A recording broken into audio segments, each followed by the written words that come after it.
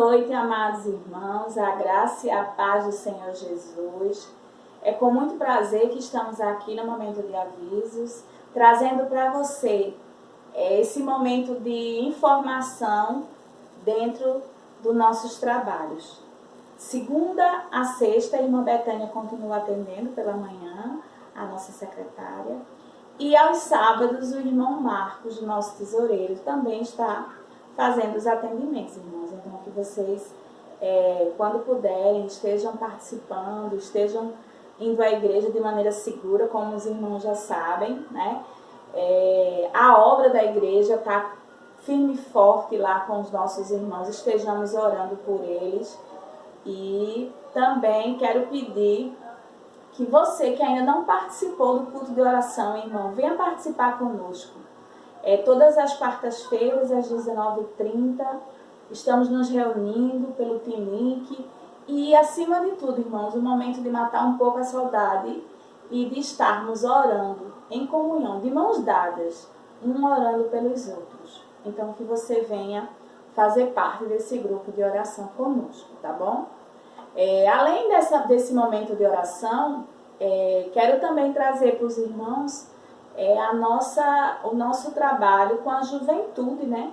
Toda a juventude da igreja no mês de agosto estará de frente dos trabalhos, mas que estejamos orando aí, porque eles estão preparando alguns trabalhos e vamos estar engrandecendo o nome do Senhor através das vidas de todos os adolescentes, que tem sido uma bênção através dos testemunhos, das direções do culto e dos momentos que eles estão trazendo para nós.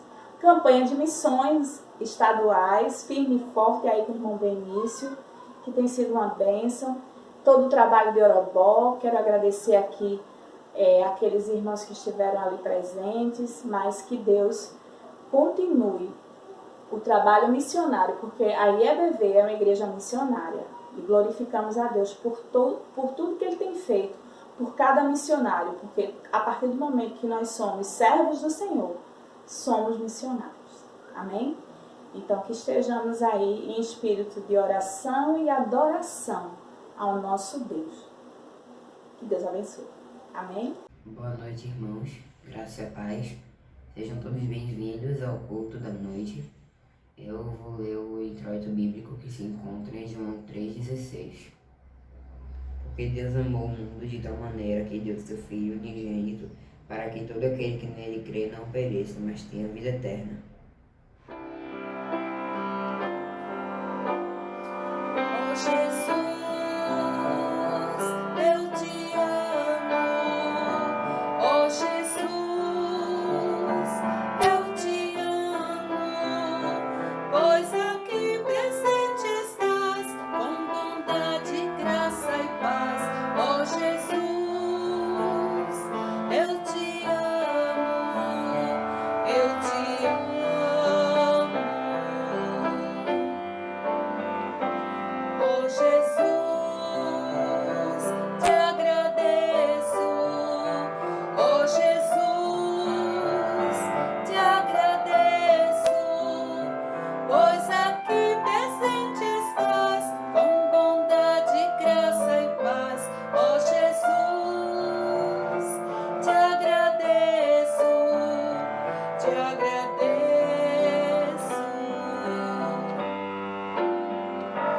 Oh, Jesus, eu te louvo. Oh, Jesus, eu te louvo. Pois aqui presente estás, com bondade, graça e paz. Oh, Jesus, eu te louvo. Eu te louvo.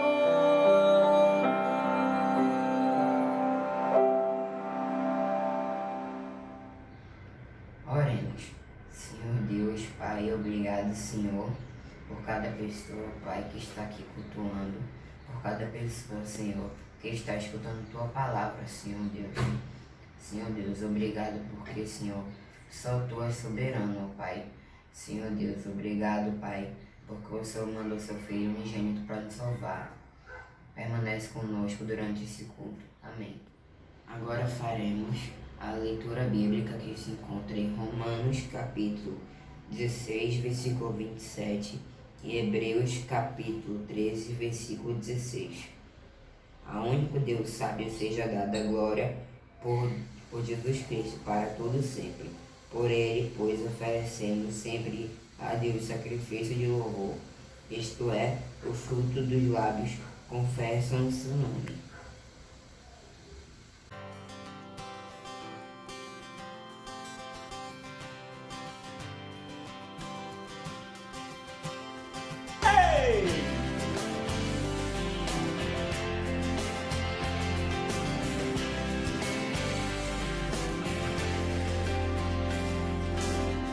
Sobre toda a terra tu és o rei, sobre as montanhas e o pôr do sol, uma coisa só, meu desejo é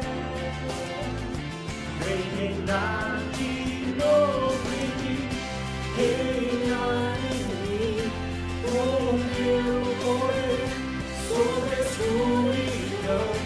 Sobre os sonhos meus, tu és o Senhor de tudo que sou. Vem reinar em mim, Senhor.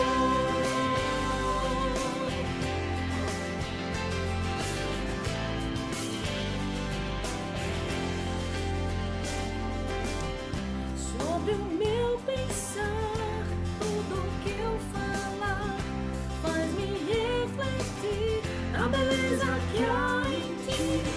Tu és para mim mais que tudo aqui. Vem reinar de novo em mim, reinar em mim, com o teu poder sobre a escuridão, sobre os sonhos meus. Tu és o Senhor de tudo que sou. Vem reinar em mim, Senhor.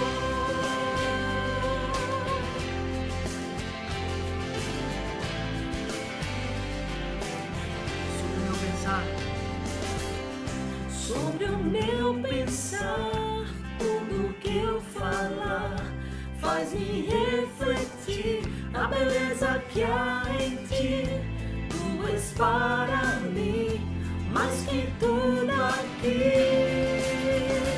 Vem reinar de novo em mim, reinar em mim, com o teu poder sobre a escuridão, sobre os sonhos meus. Tu és o Senhor de tudo que sou. Vem reinar em mim, Senhor, reinar em mim, com o teu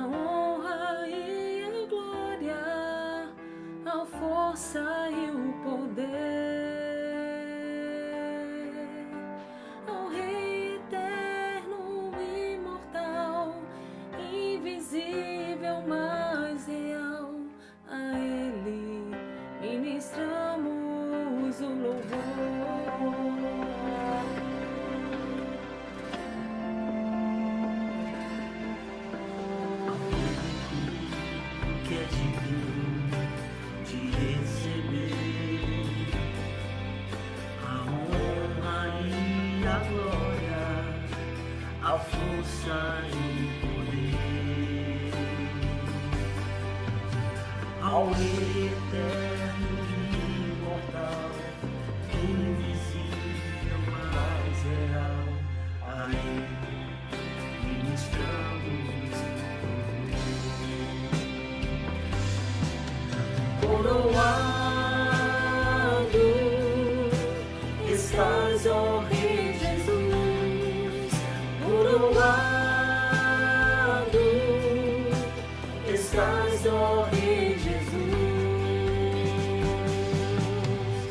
Adoramos o teu nome, nos rendemos aos teus pés, consagramos todo o nosso ser a ti. Coroado estás, ó Rei Jesus, coroado estás, ó Rei Jesus. Adoramos o teu nome, nos rendemos aos teus pés, consagramos todo o nosso ser a ti.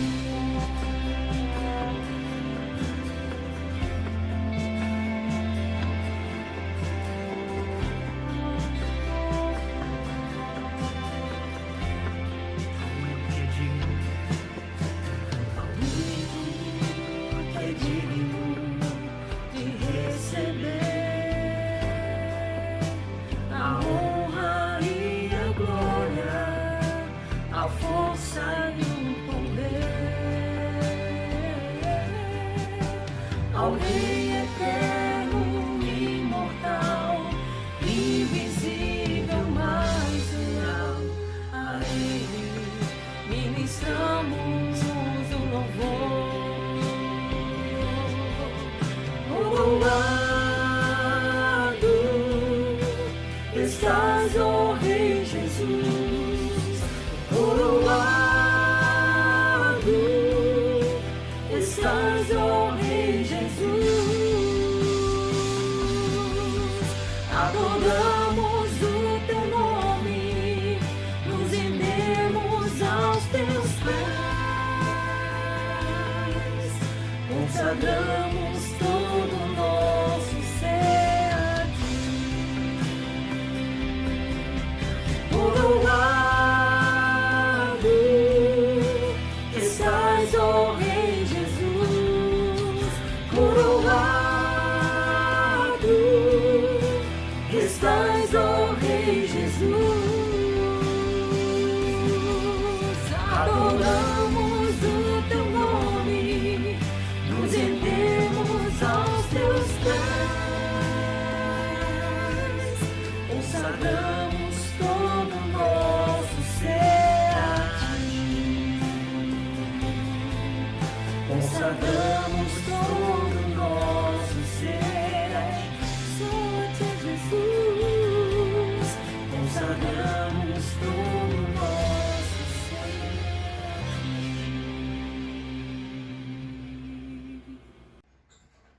Agora faremos a leitura do recitativo bíblico que se encontra em 2 Coríntios, capítulo 9, versículo 67.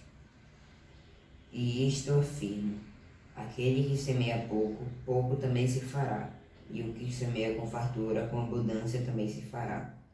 Cada uma contribua segundo tiver proposto no coração, não com tristeza ou por necessidade, porque Deus ama a quem dá com alegria. A paz, queridos irmãos, neste momento de dedicação dos dízimos e ofertas, nós queríamos aprender um pouquinho mais sobre o dízimo. E existem muitas correntes teológicas que defendem o dízimo e outros que são contra o dízimo. E hoje eu gostaria de esclarecer um pouquinho sobre aqueles que se opõem ao dízimo.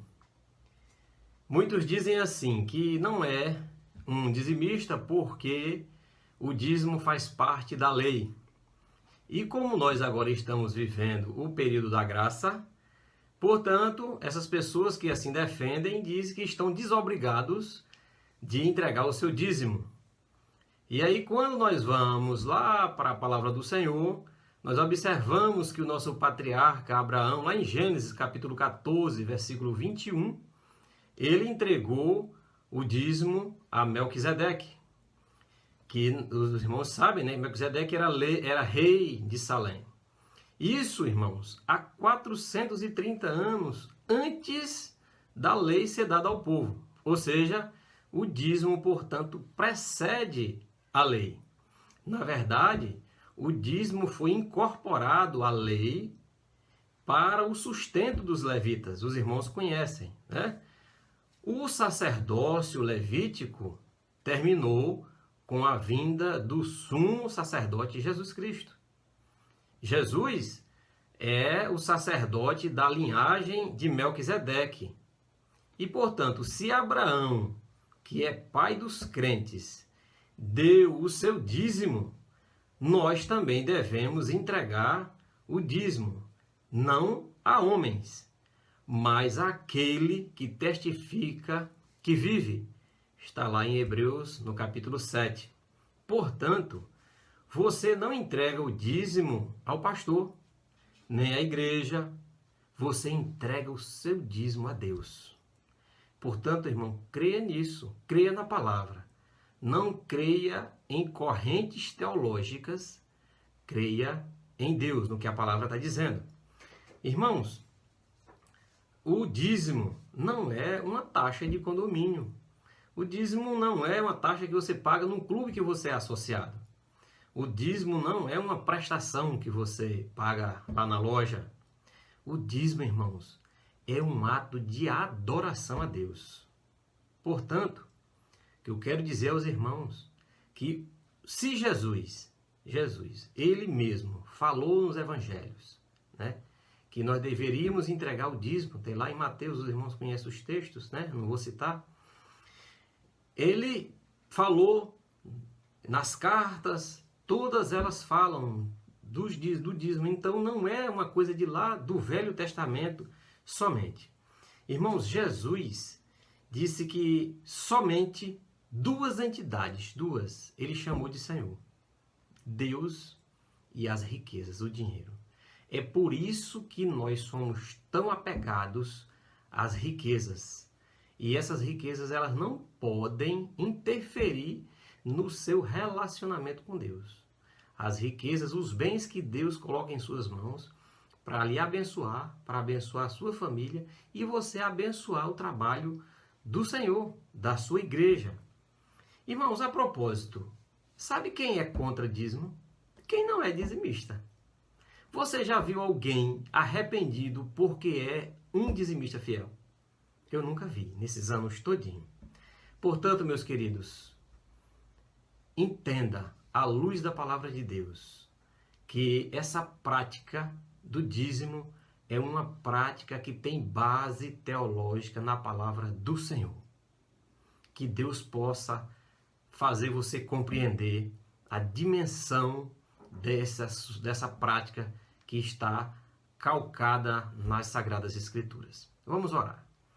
Senhor, nosso Deus e nosso Pai, graças te damos porque nós podemos aos teus pés depositar, devolver o dízimo do tanto que o Senhor tens nos concedido a cada dia, Senhor. Muito obrigado pelas bênçãos que o Senhor tem derramado em nossas vidas, muito obrigado pelo sustento das nossas mesas, muito obrigado porque o Senhor tem sido misericordioso com o teu povo. Continua nos abençoando e continua nos livrando de todo o mal. Em nome de Jesus te oramos. Amém. Agora faremos a leitura do recitativo bíblico que se encontra em Jeremias capítulo 29, versículo 13. Buscar-me-eis e me achareis quando me buscardes de todo o vosso coração.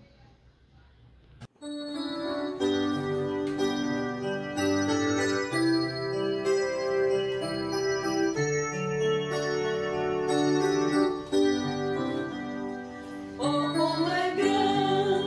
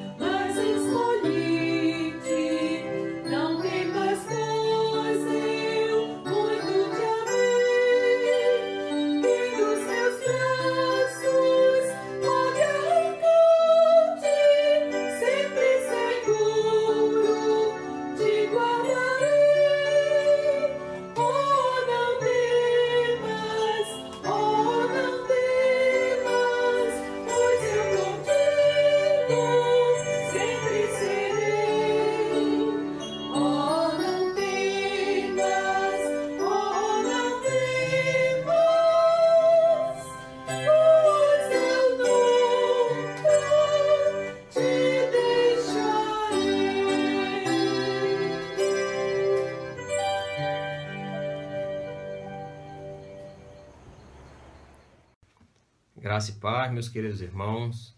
Graças a Deus por mais essa oportunidade de estarmos juntos, apesar da distância, mas estamos juntos em espírito.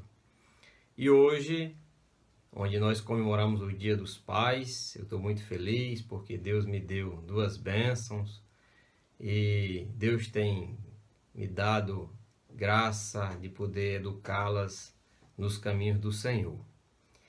E nós não podemos, irmãos, fugir do momento que nós estamos vivendo em nossa cidade, em nosso país. E eu gostaria muito de trazer uma palavra que está lá no livro do profeta Joel, onde o profeta Joel estava passando naquela época por dificuldades semelhantes ou até piores do que a que nós estamos vivendo hoje aqui no Brasil e no mundo. Então eu convido você a abrir a sua Bíblia lá no livro do profeta Joel e nós vamos ler um texto que se encontra no capítulo 2, nos versículos de 12 a 17. Diz assim: Ainda assim, agora mesmo diz o Senhor, voltai para mim de todo o vosso coração, com jejuns, com choro e com pranto. Rasgai o vosso coração e não as vossas vestes. Voltai para o Senhor vosso Deus, porque Ele é misericordioso e compassivo, e tardio em irar-se, e grande em amor, e se arrepende do mal. Quem sabe se não se voltará e se arrependerá, e deixará após si uma bênção em oferta de cereais e libação para o Senhor vosso Deus? Tocai a trombeta em Sião, santificai um jejum, proclamai um dia de assembleia solene, congregai o povo, santificai a congregação, ajuntai os anciãos, congregai os filhinhos e os que mamam. Saia o noivo da sua recâmara e a noiva do seu tálamo. Chorem os sacerdotes, ministros do Senhor, entre o alpendre e o altar, e digam: poupa a teu povo, ó Senhor, e não entregues a tua herança ao opróbrio, para que as nações façam escárnio dele. Porque diriam entre os povos: onde está o seu Deus? Bom, irmãos, então nós percebemos aqui e sabemos pela história que Judá, que era o lugar onde Joel estava vivendo naquela época, estava sendo assolada por uma crise, talvez muito mais profunda, muito mais grave e muito mais ampla do que é que nós brasileiros estamos enfrentando. Vamos entender os aspectos dessa crise lá em Judá, como era que eles estavam. À época, é claro que a economia daquele povo era uma economia agropastoril, ou seja, todos os produtos do campo, as suas riquezas, a sobrevivência provinham de lá do campo. E aí, para podermos entender, eu convido você a abrir a sua Bíblia no capítulo 1 de Joel mesmo, e o versículo 4, e nós vamos ver que as plantações tinham sido assoladas por uma praga de gafanhotos. E diz assim no versículo 4 do capítulo 1, o que ficou do gafanhoto cortador, comeu o gafanhoto migrador. O que ficou do gafanhoto migrador, comeu o gafanhoto devorador. E o que ficou do gafanhoto devorador, comeu o gafanhoto destruidor. E os irmãos sabem que por onde passa uma nuvem de gafanhotos, eles arrasam com toda a plantação, com pastagem, com árvores. Depois que eles passam, fica a terra limpa, desértica. E nós já podemos entender que eles estavam passando por uma situação difícil, porque tinha ali passado uma nuvem de gafanhotos. E você sabe que realmente os gafanhotos não são de brincadeira. Eles devastam plantações, destroem árvores, tudo. Ainda, no mesmo capítulo 1, no versículo 10, ele diz: O campo está assolado e a terra triste. O trigo está destruído, o vinho novo se secou e o azeite falta. Portanto, o campo também estava ali assolado. O campo estava completamente destruído. Então aqui, Joel está descrevendo uma situação terrível em que eles estavam passando. Em outras palavras, irmãos, as fontes de riquezas de onde brotava o sustento daquele povo, o progresso da nação, estava em colapso. E ainda mais, no versículo 12, vamos acompanhar no versículo 12, também do capítulo 1 de Joel, diz assim: a vide se secou, a figueira se murchou, a romeira também, e a palmeira e a macieira. Todas as árvores do campo se secaram. A alegria se secou entre os filhos dos homens. Vejam que é uma situação caótica, de forma terrível, né? Mas de forma clara, o profeta Joel aqui descreve qual era o momento em que o seu país, o seu povo, a sua nação estava passando. Como naquela época não existia meios de transportes eficientes como nós temos hoje, não existia assim uma interação dos mercados, onde aqui falta uma coisa, eu trago de lá, eu importo, eu exporto. Não, isso não existia, né? Cada povo, ele produzia o seu próprio alimento. E como o campo não estava produzindo, a consequência é inevitável. A consequência era fome, miséria, pobreza e morte. E ainda, irmãos, no versículo 17 também do capítulo 1 de Joel, diz assim, ó: a semente mirrou, debaixo dos seus torrões os celeiros estão assolados, os armazéns derrubados, porque se secaram os cereais. Então, os irmãos vejam que o campo, os animais, nada mais existia para aquele povo, o sustento dele. Ou seja, todo o investimento, toda a semeadura foi perdida. Ele diz que a semente mirrou porque não tem umidade no solo. Todo o investimento foi perdido, foi frustrada então a plantação. Toda aquela expectativa de colheita foi realmente arrasada. E aí o que acontece? A crise à vista, né? Bom, mas até aqui nós vimos a devastação na agricultura. Agora, no versículo 18, que nós vamos ler, nós veremos também como está a pecuária. Versículo 18, acompanhe comigo aí na sua Bíblia, no capítulo 1. Como geme o gado, as manadas de vacas estão confusas, porque não tem pasto, até os rebanhos de ovelhas estão sofrendo. Então, meus irmãos, também os animais não tinham que comer. A nação está sentindo, está sofrendo, portanto, um colapso financeiro. E Joel está contemplando todo esse cenário. E aí? Depois dos gafanhotos, a seca e depois o fogo, colocando em colapso completo toda a estrutura econômica do seu país.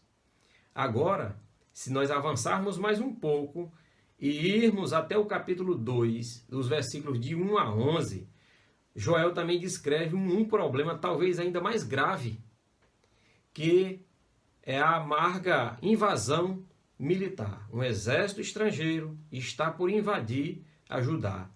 E os numerosos soldados não respeitam a ninguém, e ninguém pode os deter. Ora, um país já arrasado, onde não tem o que se comer, onde não tem mantimento, onde não tem economia, como é que eles ainda vão encontrar forças e resistência para se defender de um exército inimigo? De fato, o país está vivendo um momento de crise interna e de crise externa, né? De pobreza interna e de um ataque militar externo que coloca a nação em apatia. Pois é, nós também estamos vivendo uma crise de saúde pública. Todos bem sabem, isso tem sido muito bem divulgado aí nos meios de comunicação. E não só o Brasil, mas também outras nações, até mais ricas que o Brasil, estão sofrendo. Disse que esse ano é um ano que economicamente está perdido. Os investimentos, né? Nós temos notícias de crescimento negativo. E o que fazer no meio de uma crise dessa, irmãos? Em que os empresários estão quebrando, em que os comerciantes estão desesperados, em que os trabalhadores estão perdendo seus empregos. O que fazer? Joel nos dá uma receita e eu acho isso fantástico. Esse pano de fundo todo que nós estamos descrevendo aqui é para você poder entender a exposição do texto que nós lemos. Tá? Então vá guardando essas informações aí. E aí Joel, apesar dessas lutas, apesar desses problemas todos, mas ele acende uma luz no final do túnel. E aí nós vamos ler aí no capítulo 1, versículo 14. O que é que ele diz aí? O que é que nós podemos fazer para nos remediar? Qual é a solução em meio a uma situação como essa? Ele diz aqui, olha, ele convoca o povo e diz: santificai um jejum, convocai uma assembleia solene, congregai os anciãos e todos os moradores da terra para a casa do Senhor vosso Deus, e clamai ao Senhor. Então veja que o que o profeta aqui está dizendo é, em outras palavras, ele está propondo para todos nós, nesses momentos de muita dificuldade, é que nem sempre os homens têm a solução para os seus próprios problemas.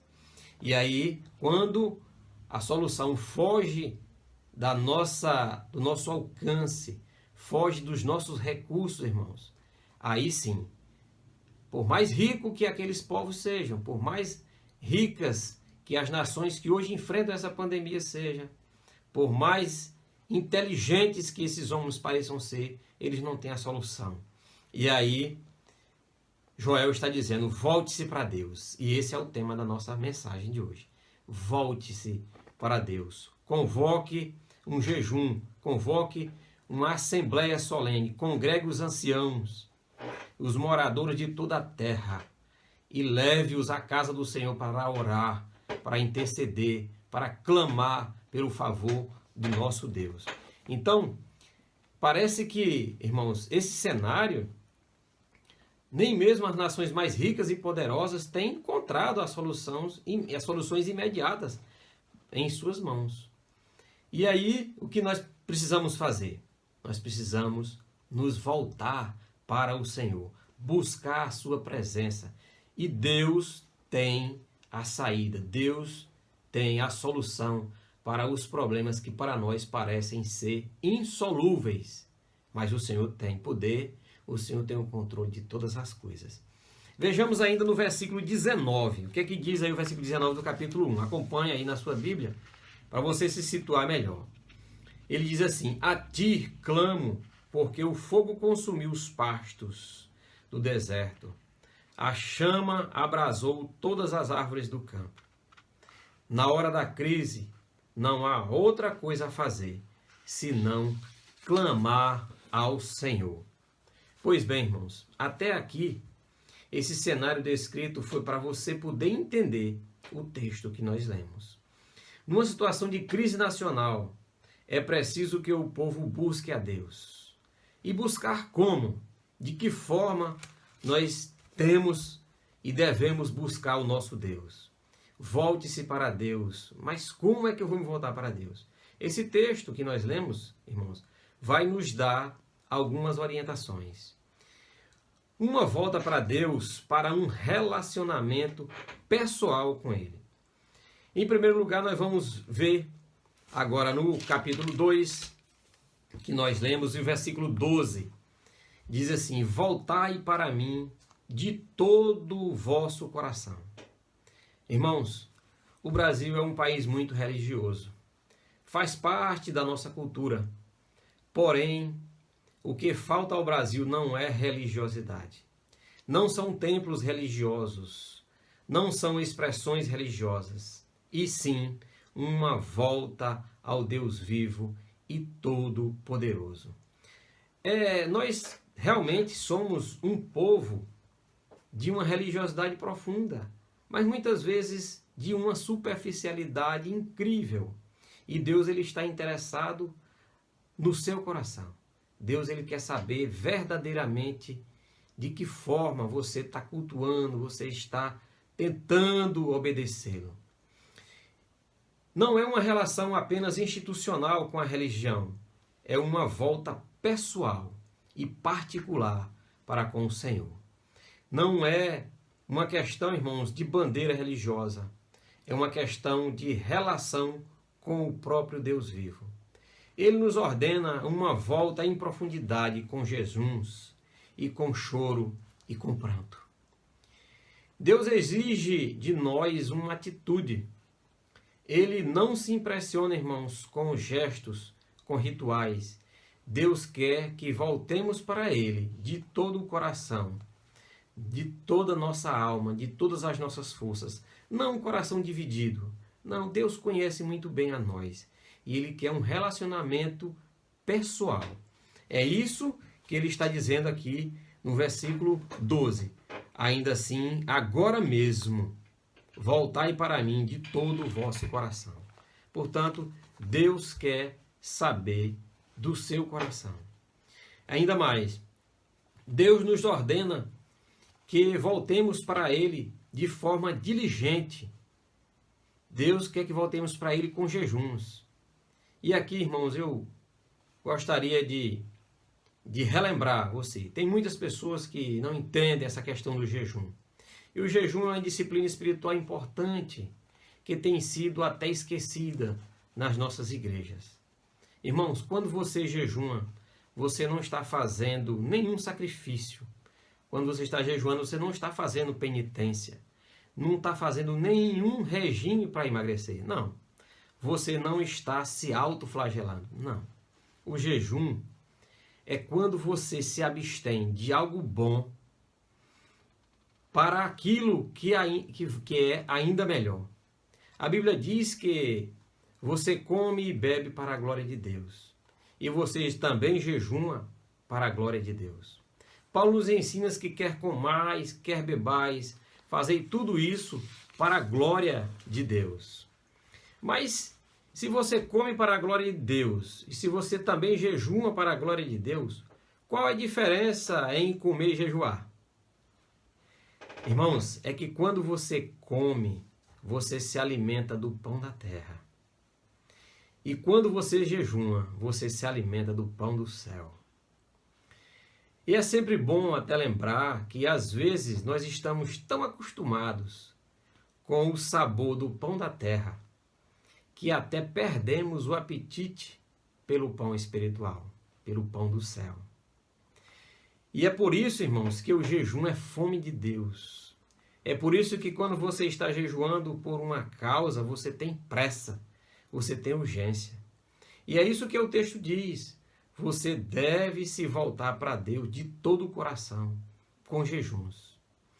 Por isso, meus irmãos, eu peço a todos vocês que possam humilhar-se diante de Deus e rogar pela sua vida, pela sua família, pela sua igreja, pela sua denominação, que você possa rogar por nossa pátria, pelas nações do mundo, que você tenha, de fato, uma humilhação diante do Senhor, que você se humilhe diante dele, que ele vai ouvir o seu clamor, que ele vai ouvir a sua oração. E ainda mais, de que forma nós podemos buscar a esse Deus? De que forma nós podemos buscar? Essa volta é também com quebrantamento. Os irmãos podem acompanhar que ele diz com choro e com pranto. Esse quebrantamento deve ser assim. E eu pergunto a você, honestamente, qual foi a última vez que você chorou pelos seus pecados?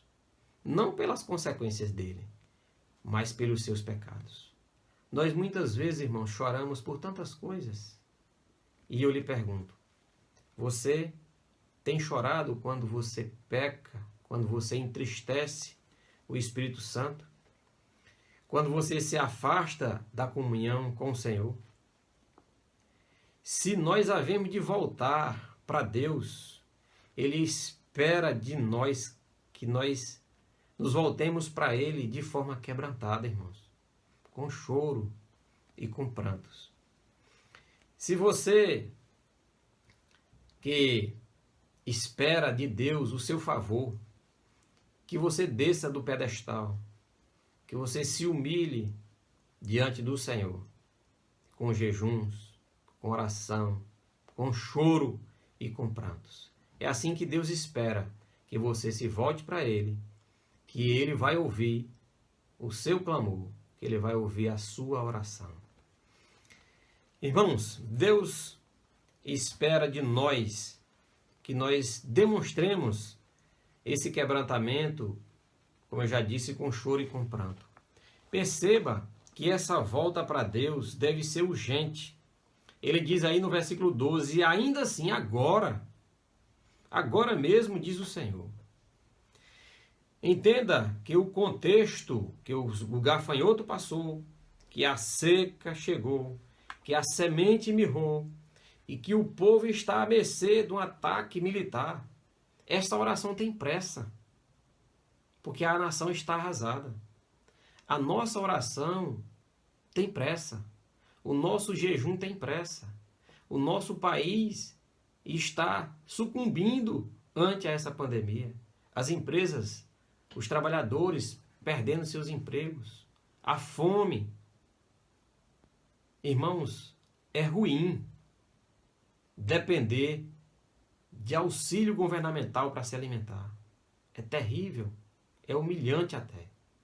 Então, que nós, como ainda um pequeno grupo de crentes fiéis a Deus, que nós possamos continuar orando, intercedendo, nos humilhando diante do Senhor, para que Ele tenha misericórdia do nosso povo, para que as outras nações não venham a dizer: cadê o seu Deus? Onde está o seu Deus?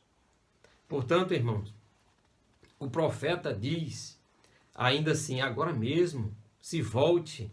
Ele tem, o Senhor Deus tem a solução para toda essa crise, para toda essa situação. E ainda mais, buscar a Deus de que forma? A volta para Deus deve ser sincera. E aí eu convido você a ler, aí acompanhar comigo o versículo 13 do capítulo 2 que nós lemos, que diz assim: essa sinceridade ele diz: rasgai o vosso coração e não as vossas vestes. O que ele está dizendo é que não aceita uma espiritualidade teatral, que ele não aceita uma espiritualidade cênica, onde eu retrato uma espiritualidade bonita, mas nada disso está acontecendo dentro do meu coração. Deus não se impressiona com o que os homens se impressionam, mas com o que está acontecendo no nosso íntimo. Deus quer corações rasgados, corações sinceros. Diante disso, irmãos, o profeta dá um encorajamento para que busquemos a nosso Deus. E aí no versículo 13, a parte B, ele diz assim: porque ele é misericordioso e compassivo, e tardio em irar-se, e grande em amor, e se arrepende do mal. Eu queria aqui que os irmãos se lembrassem do profeta Jonas, quando Deus o mandou para a cidade de Nínive. O profeta, os irmãos conhecem a história e sabem que o profeta se desviou e não foi, e Deus obrigou ele a ir. Por quê? Porque o profeta Jonas conhecia o povo, os ninivitas, que estavam no limite dos seus pecados. O seu cálice estava transbordando de tanto pecado, de tanto escárnio com o próprio Deus. E aí Jonas, mesmo assim, vai pregar àquele povo, e o povo entende. E um povo ímpio, e um rei ímpio, mas decreta um jejum do rei aos animais. E aí Deus se compadece, e Deus tira deles ali o juízo, e salva todo aquele povo. Ou seja, irmãos, isso nos traz uma grande lição. Deus é misericordioso por demais. Ele está apto a perdoar todo aquele coração arrependido, sinceramente. Então, nós tiramos aí essas grandes lições através da palavra do Senhor através da história do povo de Deus. Irmãos, é muito importante sabermos que o Brasil tem ofendido como nação, tem se prostrado diante de ídolos de escultura. Que esses ídolos, os seus irmãos sabem que tem boca, mas não falam, que tem nariz, mas não cheiram, que tem olhos, mas não veem, que tem mãos, mas não apalpam, que tem pés, mas não andam. O nome de Deus tem sido zombado e escarnecido por todos os lados dessa nação.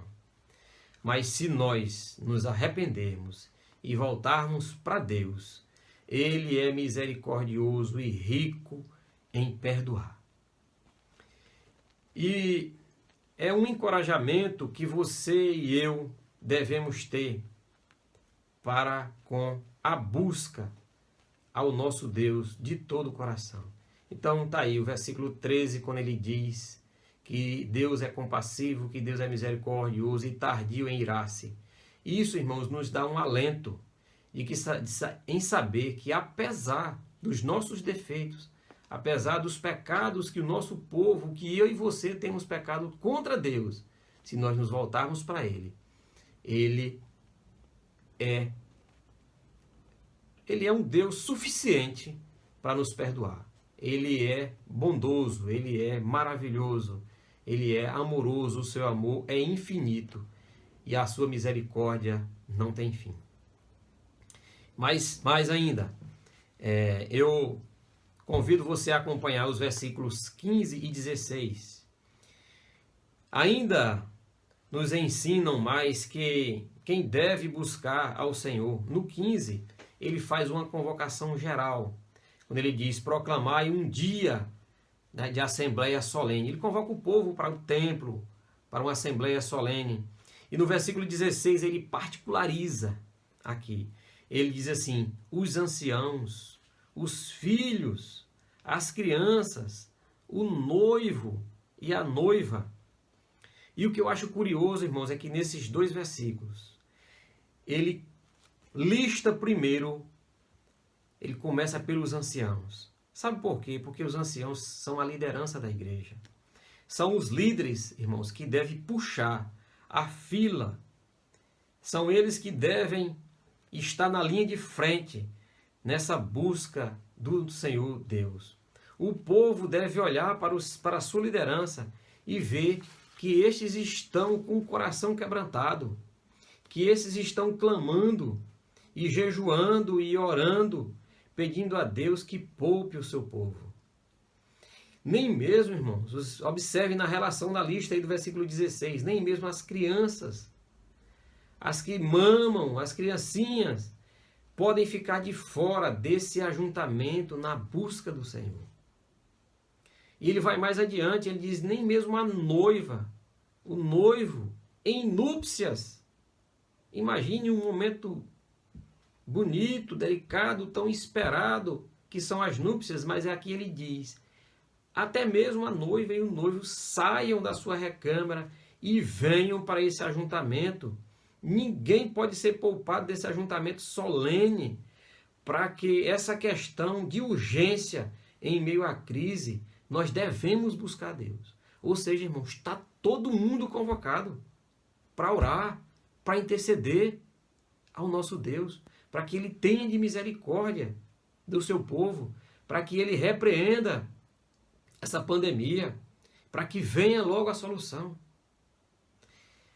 Irmãos, eu convido você também a lermos juntos aí o versículo 17 do capítulo 2, que diz assim: chorem os sacerdotes, ministros do Senhor, entre o alpendre e o altar, e digam: poupa o teu povo, ó Senhor, e não entregues a tua herança ao opróbrio, para que as nações façam escárnio dele, porque diriam entre os povos: onde está o seu Deus? Irmãos, eu acho interessante que eles tinham a missão, o sacerdote tinha a missão de ensinar o povo. E aqui ele está dizendo: chorem o sacerdote, chorem. É claro que o sacerdote tinha a missão de ensinar a lei ao povo, né? De interceder pelo povo, de cuidar do templo, de cuidar dos sacrifícios da época. E aqui, irmão, eu quero conclamar aos pastores, aos missionários, aos seminaristas, aos evangelistas, a você que Deus o chamou para o ministério da pregação da palavra, para clamar. Deus está chamando todos vocês a prantear e a chorar na presença do Senhor, em oração a Ele, para que o próprio Deus poupe o seu povo e livre do opróbrio. Portanto, meu pastor, o senhor tem uma responsabilidade muito grande. Responsabilidade de orar, de prantear, de chorar, e interceder pelo nosso povo.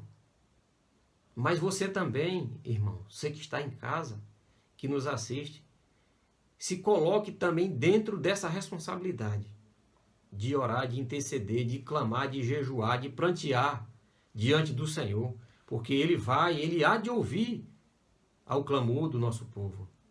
Para que Deus tenha misericórdia da igreja brasileira, para que o povo se volte para Deus, que ela se arrependa dos seus desvios e se arrependa da sua infidelidade para com a santa palavra. Então, o que aconteceu depois dessa convocação solene do jejum? Aí o versículo 18 responde. Vamos acompanhar comigo, que é belíssimo. Veja o que ele diz aí, ó. Então, versículo 18. Então, o Senhor se mostrou zeloso com a terra e compadeceu-se do seu povo. Glórias a Deus por isso. Bendito seja Deus, porque Ele escuta a oração, porque Ele responde, porque Ele age de forma extraordinária para livrar o seu povo.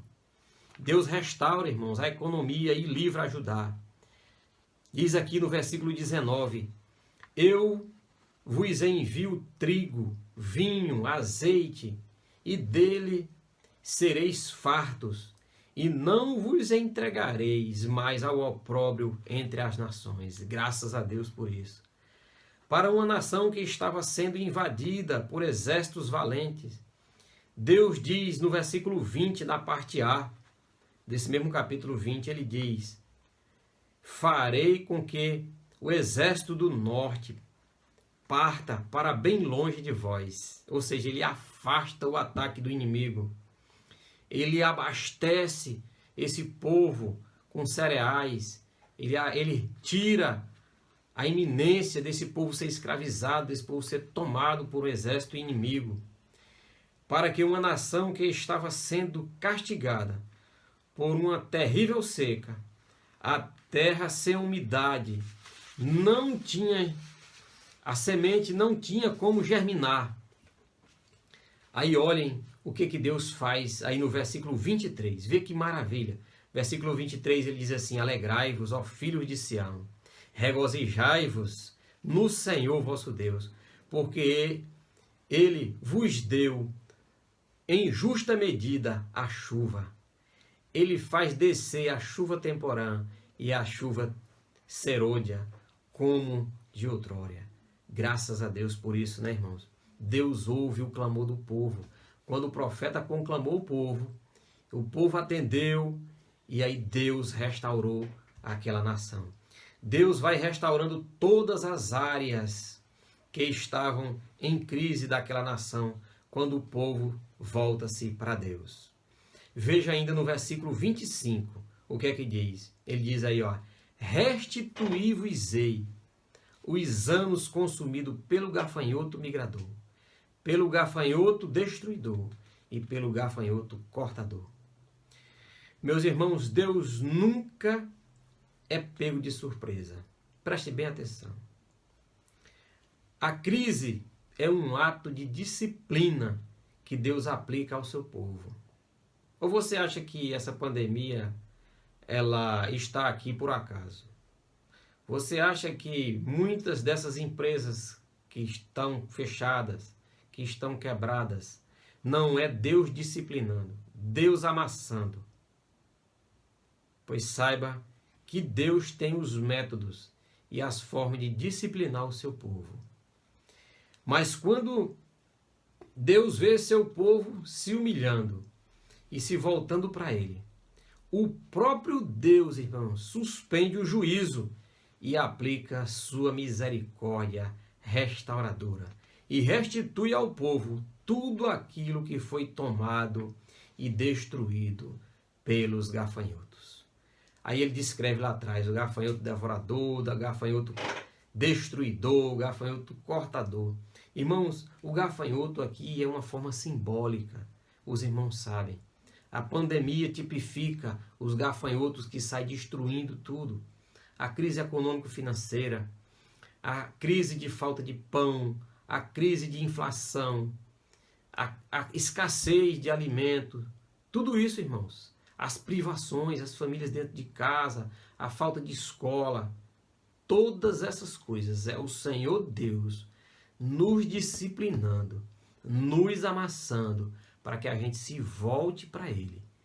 E o mais importante que eu espero que você tenha compreendido, quando você se volta para Deus, Ele está apto, de braços abertos, para lhe perdoar e para sarar a nação, para sarar o seu povo, para sarar a sua igreja. Mas o mais importante, irmãos, não são as coisas materiais, porque passando a crise essas coisas são restituídas. Mas a maior necessidade que a nossa nação tem é da presença do Senhor.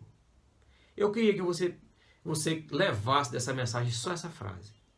O que Deus está nos disciplinando é para que nós entendamos que nós precisamos mesmo é da presença do Senhor em nossas vidas. Sabe por quê?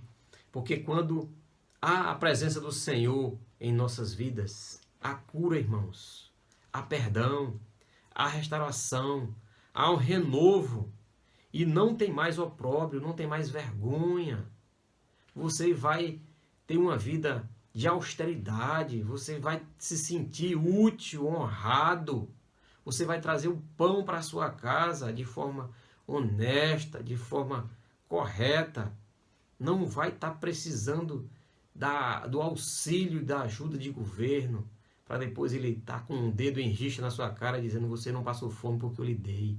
Não, Deus não quer que o povo dele se humilhe dessa forma.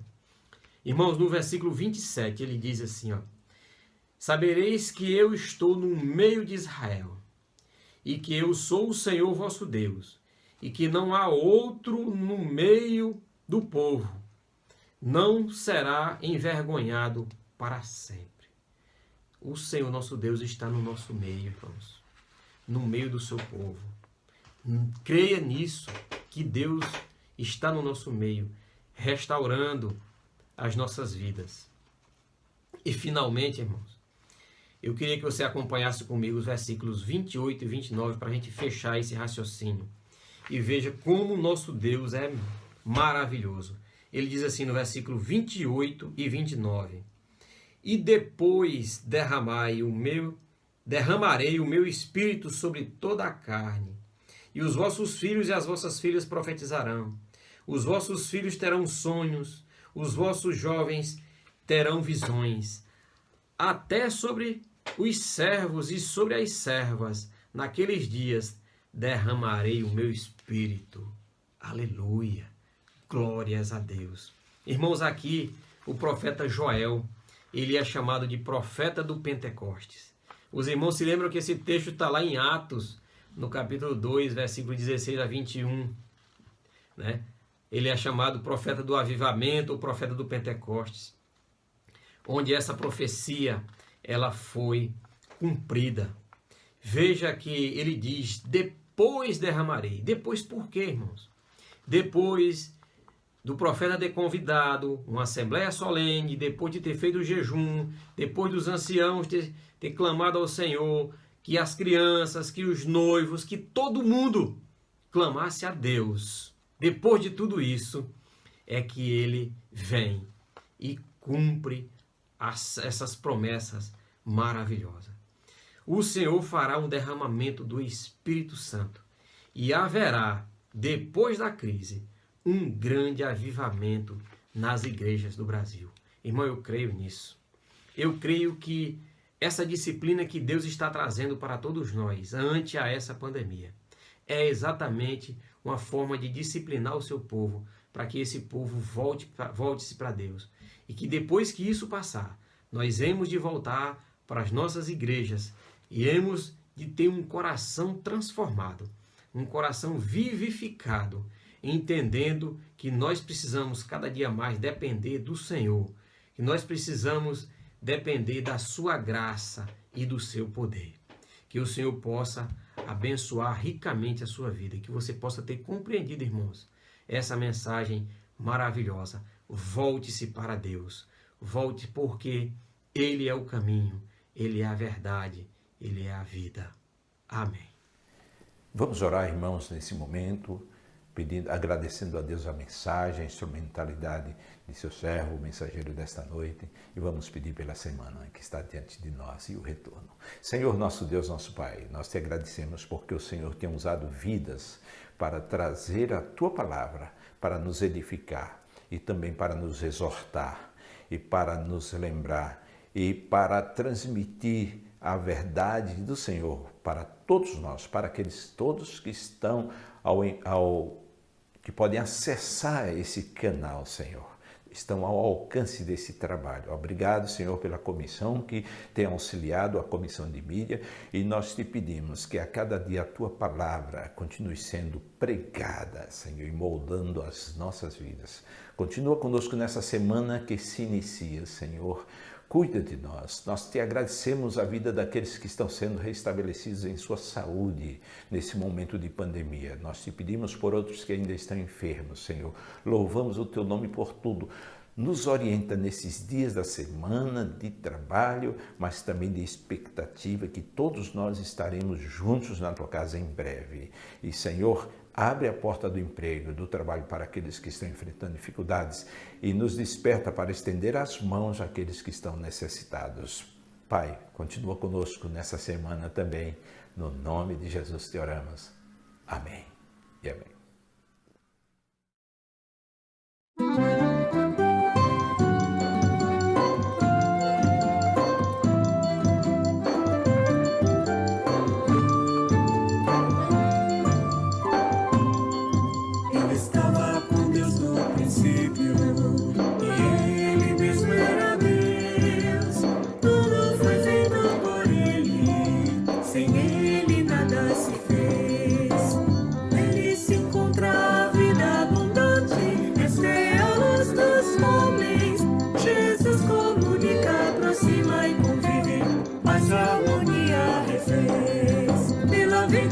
Jesus eu vou